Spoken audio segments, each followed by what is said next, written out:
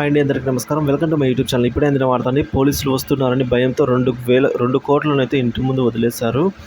So తెల్లవారి చూసేసరికి ఇక అంతే అండి, షాక్ అయ్యారు. సో వివరాలు వీడియోలో తెలుస్తుందాం. వీడియో ఎక్కడికైనా స్కిప్ చేయకుండా ఎండ్ వరకు చూసేయండి, అప్పుడే పూర్తి ఇన్ఫర్మేషన్ అర్థమవుతుంది. అలాగే వీడియో నచ్చినట్లయితే లైక్ చేయండి. ఇంకా సబ్స్క్రైబ్ చేసుకున్నట్లయితే మన ఛానల్ సబ్స్క్రైబ్ చేసుకోవడం ద్వారా నేను చేసే ప్రతి ఒక్క వీడియో మీ వరకు రీచ్ అవుతుంది. పట్టుకున్నారని 2 కోట్లు పడేశారండి చిత్తూరు జిల్లాలో.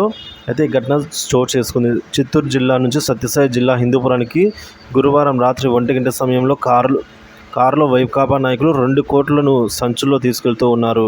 సో పోలీసులు సైరన్కు భయపడి వదిలేసి వైకాపా నాయకులు వదిలేసి వెళ్ళిపోయారండి.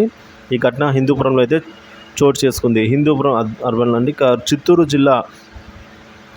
చిత్తూరు జిల్లా నుంచి సత్యసాయి జిల్లా హిందూపురానికి గురువారం రాత్రి 1 గంట సమయంలో కారులో వైకాపా నాయకులు 2 కోట్ల సంచులో అయితే డబ్బులు తీసుకెళ్తూ ఉన్న నేపథ్యం అండి. సో లేపాక్షి సమీపంలోని జాతీయ రహదారి పక్కన ఉన్న పిల్లిగుండ్లు కాలనీ వద్దకు వచ్చేసరికి పోలీసుల వాహనం సైరన్ వినిపించింది. దీంతో పోలీసులు తమను వెంటబడుతున్నారేమో అని భయపడి సమీపంలోని పిల్లిగుండ్లు కాలనీలోని కారును అయితే పోనించారు. సో డబ్బుల సంచి ఇళ్ల ముందు పడేసి హిందూపురం వెళ్ళిపోయారండి. సో తెల్లవారుజామున 4 గంటల సమయానికి తిరిగి కాలనీకి వెళ్ళి చూడగా ఒక సంచిలో డబ్బు అలాగే ఉంది. మరొక సంచిలో 40 లక్షలు మాయమైనట్లయితే వారు గుర్తించి ఓ ఇంటి వారిని అడిగారు. తమకు తెలియదని వారు చెప్పడంతో పలు విధాలుగా ప్రాధేయపడ్డారు. లాభం లేకపోవడంతో మిగతా డబ్బులతో వెన్నుదిరిగినట్లు తెలిసింది. సో ఈ ఘటనపై అయితే విచారించేందుకు జిల్లాకు చెందిన ఓ పోలీసు అధికారి హుటాహుటిన ఆ కాలనీకి వెళ్ళి విశ్వసనీయ వర్గాల సమాచారం అండి ఈ విధంగా.